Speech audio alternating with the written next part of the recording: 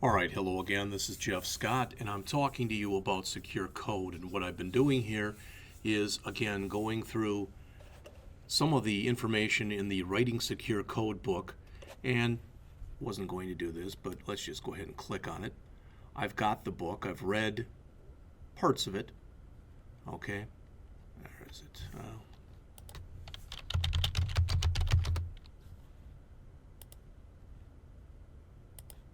Don't want to waste too much of your time here.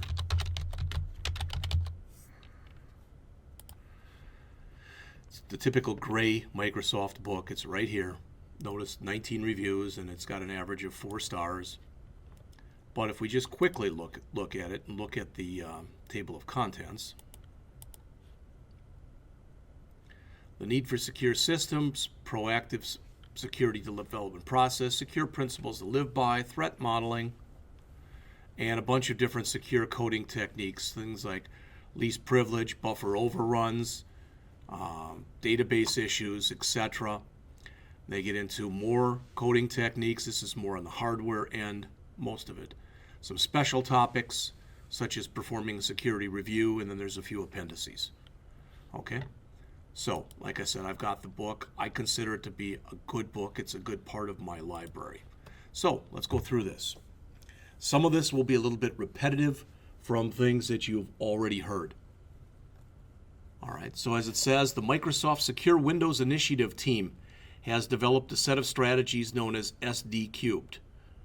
All right, and it's secure by design, secure by default, and secure in deployment. We're going to talk about these. Really, they've kind of renamed this as SD cubed plus communication, because the ability to communicate all this stuff is also of paramount importance. So, secure by design. The overall design of the product is sound from the outset. And among other things, that means that it's built with the most secure mindset possible. Required training for all personnel.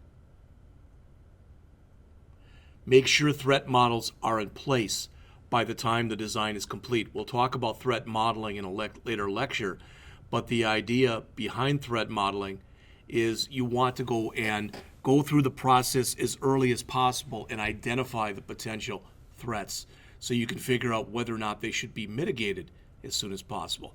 Notice I said, figure out whether or not they should be mitigated. Sometimes you have a threat, but the chance of the threat ever actually happening is so remote that it's not worth solving, or it would cost so many dollars. You should still always let your customer know that there's a chance of this threat, and then let them make the decision. Sometimes what you'll do after that is you'll just disable the feature. You want to adhere to design and coding principles. An important one here. You want to fix all found bugs, all known bugs, as soon as possible. All right? You might have a meeting where the idea behind the meeting is not to fix problems, but to identify problems. But then shortly thereafter, you should have another meeting or meetings where you start to figure out how indeed those problems will be fixed. Your security guidelines should evolve over time. As mentioned, what is a threat today may not be one tomorrow, and something that's not even considered a threat today may be a major threat tomorrow. Develop regression tests. So make sure that if you've discovered vulnerabilities in the past, all right, that you test them after, with new versions, etc. You want to test all your code. Simplify your code, simplify the security model. Students oftentimes hear me say things like, if we're going through a programming language that they're learning, I might show them 2, 3, 4, 5, 6 different ways of doing the same thing. And then a natural question is, well, which one should we use? And without trying to sound like too much of a smart aleck, I'll oftentimes just say yes. And they'll be like, well, what does that mean? What that means is you use the one that makes the most sense to you, or the most sense for you. That's the ones you use. Simplify your code and your security model. Perform pen tests before shipping. So again, all of that stuff was secure by design. Secure by default, you want to make sure right out of the box that it's secure enough. You don't want a customer to stop using an old version of software and start using a new version and find out that the new version is fraught with error and holes and all sorts of other stuff. Many years ago, and I can't even tell you what version of Windows this was, but many, many years ago, for some reason, Blackhawk got it into their heads. I don't remember who the CIO was at the time at the institution, but they were going to upgrade to a new version of Windows. And they were going to do it starting in the middle of a week, and it was maybe the second or third week of classes. And they said that they had done testing on everything and it was secure. They'd done all sorts of tests, and they had done a lot of testing. So what happened was they spent a day getting the machines ready, and then they cut over. The problem was once they cut over, there were inherent problems in the actual operating system software itself. So even though they had done their testing, their due diligence, etc., there were still problems. So they started doing it on Wednesday, and then by Friday they'd pulled everything, and they were going back over the weekend to putting in the old version of Windows. Why am I telling you this? I'm telling you this because basically we lost the better part of a week of classes because of this. Because they tried to put in something that maybe it wasn't security so much, but it just didn't work coming out of the box. Don't install all features or capabilities by default. Talk to your end user. See what they want. See what they need. We'll talk in quite a bit of detail about this theory of least privilege. Again, as it says there, I don't want to keep reading to you. Just give the users the rights they need for only as long as they need them. Apply appropriate protection of resources. And then finally, you want it to be secure in deployment. So secure in design, secure in default, and secure in deployment. So make sure it's maintainable. Create good quality security patches as soon as you can. You know, Patch Tuesday has become, in some ways, become a joke, but Microsoft would say that once, you know, especially as they've really been ratcheting up their SDL or their security development cycle, that Patch Tuesday has basically been done not so much to patch problems with new software, but it's to patch problems they found in older or legacy software.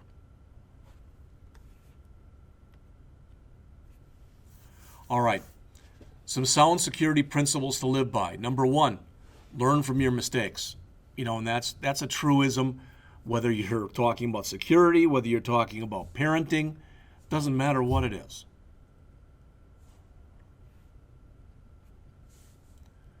Minimize your attack surface. All right, the more code, the more potential points of entry. You want to keep your attack surfaces to a minimum. Employ secure defaults. We already talked about this. The less often used features should be off by default to reduce potential security exposure. I mentioned that 80-20 rule to you before.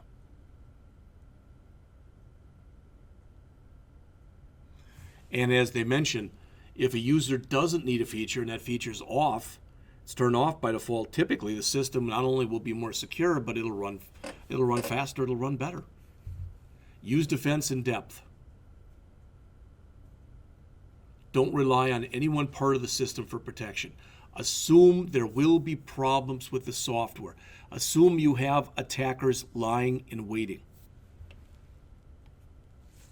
So the idea with defense in depth, as it says, is rather than preventing the advancing of an attacker, you want to delay it. And while you're delaying it, what you're trying to do is you're trying to fix any potential problems so that if the user does get in, you've kind of mitigated the amount of damage that they can do. As it says, rely on the tendency of an attack to lose momentum over time as it covers a large area. And it's not just the attack, it's the attacker. So in other words, if you're making it as hard for an attacker as possible, the idea is he, she, they will give up, for lack of better wordage. If a vulnerability is found, make the code perform things like CAPTCHAs. They're a pain in the butt. People hate them, all right, but they serve a purpose. I said here, think of a bank and the differences between responsibilities, etc., of a teller versus a personal banker. All right. Well, a few weeks ago, I went into my bank, and I've been banking there for like 20 years. And I went in and I asked the teller, I said, could I made a deposit. And I said, could I get the balance in both my checking account and my savings account?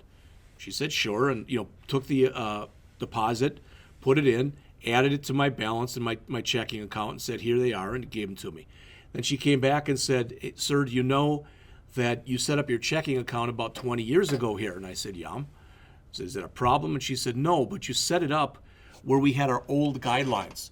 And now, although it's not much, we're able to provide you something where you would get a little bit more interest than you're currently getting. And I said, well, what do I have to do? And she said, there's just some forms you have to fill out. And I said, can you give them to me? And she said, no, I can't. You have to see a personal banker for that. So in other words, the teller could do things like allow me to deposit money, allow me to withdraw money, give me a balance, and maybe tell me about other features. But the personal banker is the one that where the rubber meets the road, so to speak. She, he, or they would be the ones who could do more personal things for you. I remember years ago I went in, I was going to get a car loan, and I was checking out different institutions, and I went into my own bank to see what kind of deal they could give. And I sat down, I was talking with a personal banker for about 5 minutes, and then somebody came over and said they had a problem, with the next personal banker. So this woman that I was talking to, she had to go, she said, just a minute. And I noticed because her machine was kind of tilted where I could see it. And I looked in there and wow, there was a load of personal stuff about Jeff in there. But again, the personal banker could see that stuff, but I sure as heck wouldn't want a bank teller to be able to see that. All right, so it's the segregation of responsibilities and permissions. 6, backward compatibility will always give you grief. Compatibility is a bitch sometimes. Assume external systems are insecure. So assume not only are you going to have problems with your system, but any system that you link to will be insecure. As it says, consider any data you receive from another system you don't have complete control over. Just assume it's insecure. Assume that data is invalid and it could be the potential source of attack. All right. Plan on failure. Bugs happen. Things happen that you didn't imagine. I like that. Death, taxes, and computer system failure are all inevitable. But when you do fail, try to fail to a secure mode, which means you don't sit there and give out all sorts of data. Here's an example of that. All right, and it's a very simplistic example. But if I'm going to write code that's going to interface with a database, I want to make sure that if there's problems with a database, maybe I spelled a table name wrong or a field name or whatever, maybe there's a problem with a table.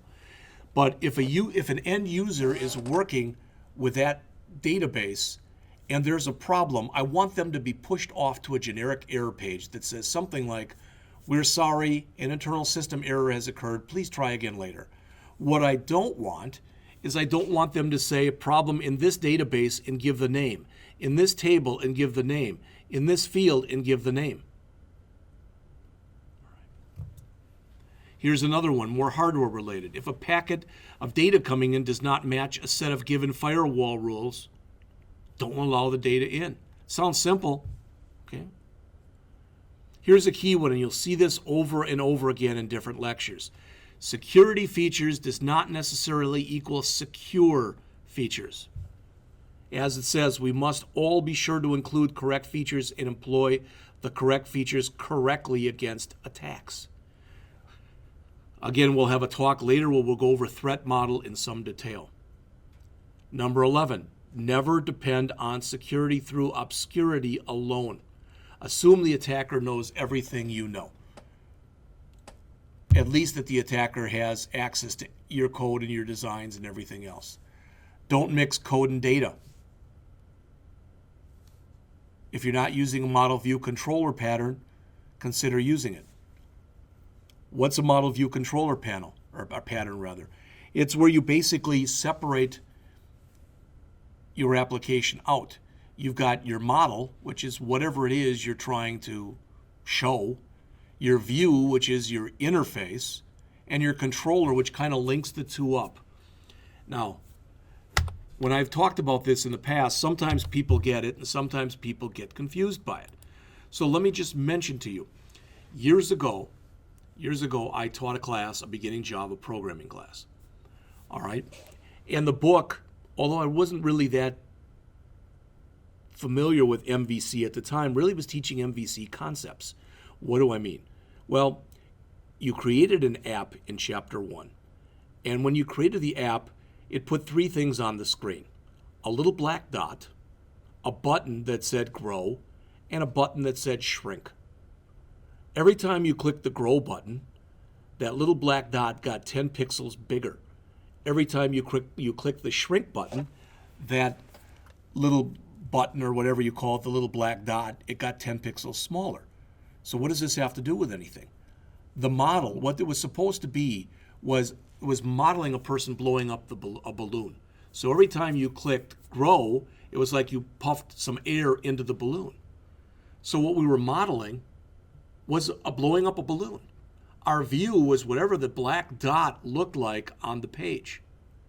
And the controller was the code that we had to put in so that whenever we clicked the grow button, it got 10 pixels bigger, and whenever we clicked the shrink button, it got 10 pixels smaller. Fix security issues quickly and correctly. And once you do, as it says, go looking for similar issues in other parts of your app. Again, none of these principles are hard to implement, yet the reward can be huge. The most important may be employ secure defaults. And that goes along with learn from your own mistakes. Okay? That's it for this lecture.